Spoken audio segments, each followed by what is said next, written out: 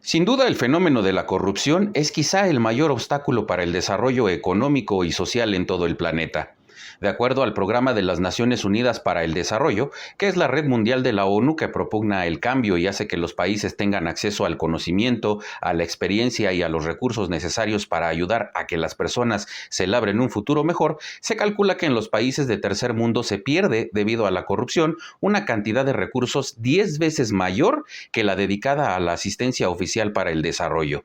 En palabras más sencillas, por cada 1,000 pesos dedicados al apoyo del ciudadano, se pierden 10,000. Según ese programa de las Naciones Unidas, cada año hay una fuga de $1 billón solamente por concepto de sobornos, y hay un cálculo de que 2,6 billones de dólares anuales son robados mediante diferentes procesos de corrupción, lo que arroja como resultado el equivalente a más del 5% del Producto Interno Bruto Mundial. Sin embargo, la corrupción no solo arrebata el dinero a quien más lo requiere, sino que además ocasiona debilitamiento a los gobiernos, y esto al mismo tiempo da como resultado el incremento exponencial de las redes del crimen organizado. Para lograr una visión de todos los factores que inciden en el fenómeno de la corrupción, hay que considerar de manera importante las visiones culturales, sistémicas y organizacionales. Por ejemplo, la concentración del poder y riquezas asociadas a la impunidad, las tremendas desigualdades sociales en lo material, así como en los derechos y en los deberes, entre otros. La corrupción en México es un tema tan difícil como sensible.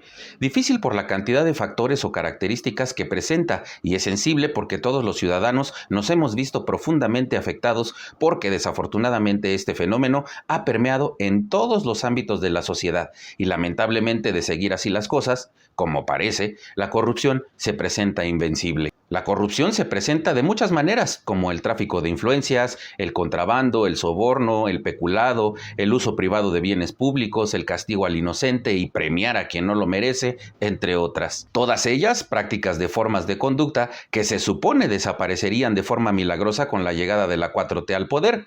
Y no lo digo yo, el mismo Andrés Manuel López Obrador lo repetía hasta el cansancio durante toda su campaña. De hecho, ese fue su estandarte. No nada más la corrupción no ha desaparecido de nuestro país, sino que tristemente ha incrementado, aderezada eso sí, con un toque de cinismo inédito.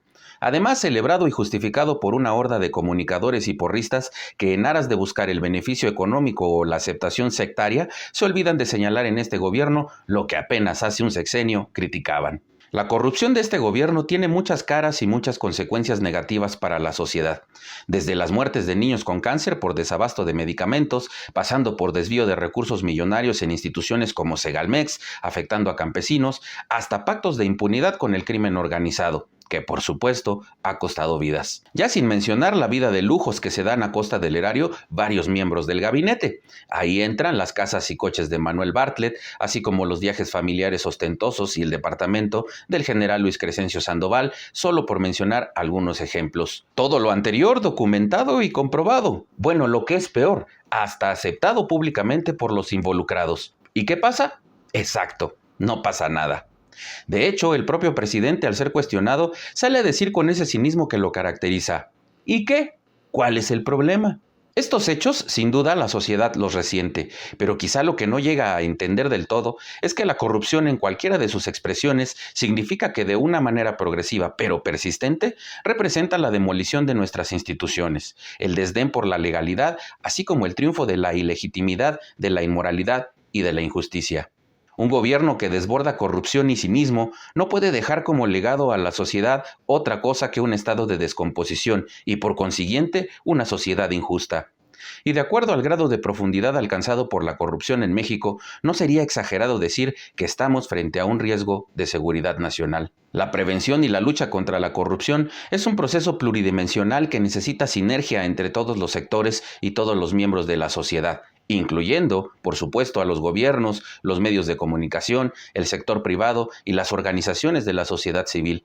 Dado que la corrupción está carcomiendo los derechos de los ciudadanos, los derechos a tener un sistema de salud digno, recibir buena educación y tener prácticas de gobierno transparentes, solo por mencionar algunos. Es de suma importancia que todos los sectores de la sociedad reconozcamos y asumamos nuestras responsabilidades. De entrada, involucrarnos en la vida política nacional y ejercer nuestro voto libre y consciente.